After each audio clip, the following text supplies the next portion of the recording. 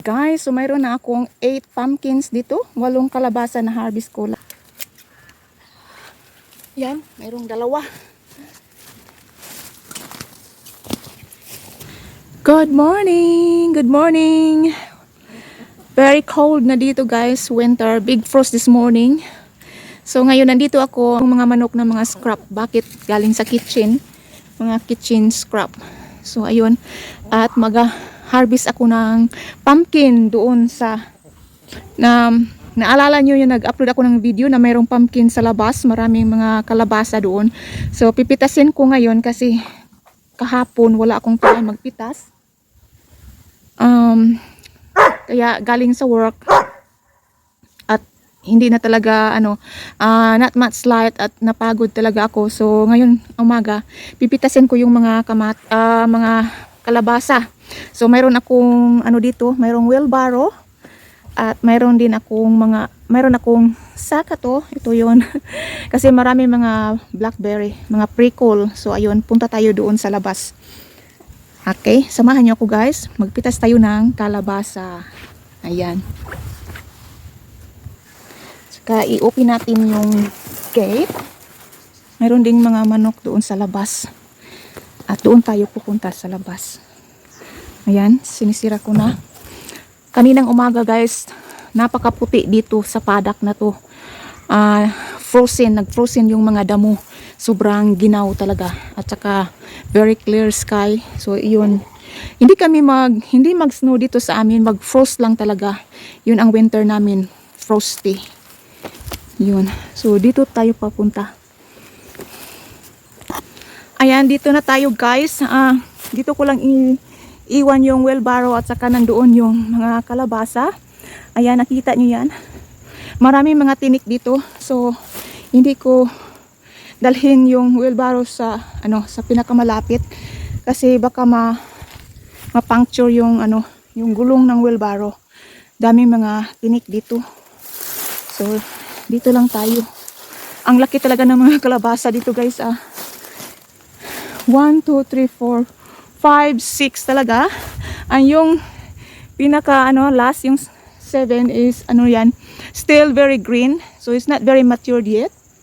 At saka yung vine niya is napaka green pa talaga. So ito yung mga dito, vine dito na talaga, nag brown na talaga. Ano bang Tagalog sa laya? Sa Bisaya ng laya na brown na, going to end na talaga.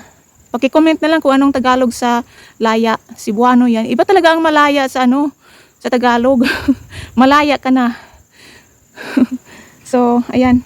Pipitasin ko yan. Ang daming tinik dito.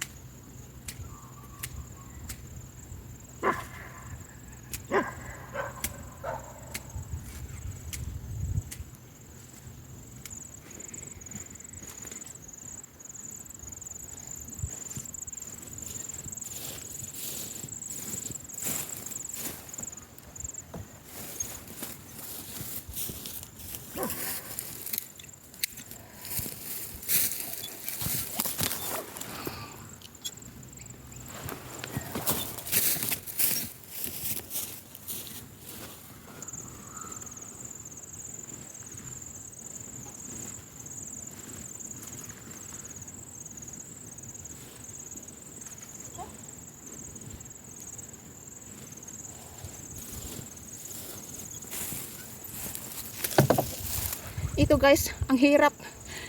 Pinakalas, mahirap. Kasi nakastuck yung yung vine doon sa native. At dito sa loob ng apple cage, mayroon pang dalawa dito. So pipitasin ko ito guys. Ayan, daming tinik dyan.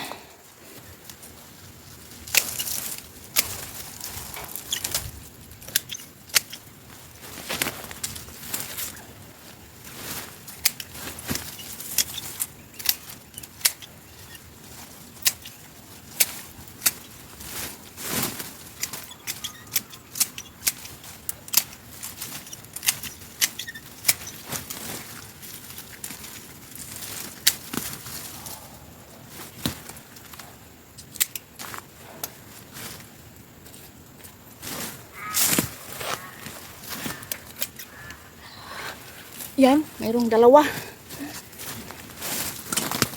Ko kayo sa aming farm, ayan. Ito yun, mayroong windmill doon at saka yung kabayo. At dito naman yung mga orchards namin, apple orchards at saka dito naman is yung plum cage, yung mga prutas ng mga plum at saka peach. Okay, bye. Thank you. So ayan guys, so mayroon na akong 8 pumpkins dito, 8 kalabasa na harvest ko lahat. At pati na yun sa sa loob ng apple orchards namin. So ayan.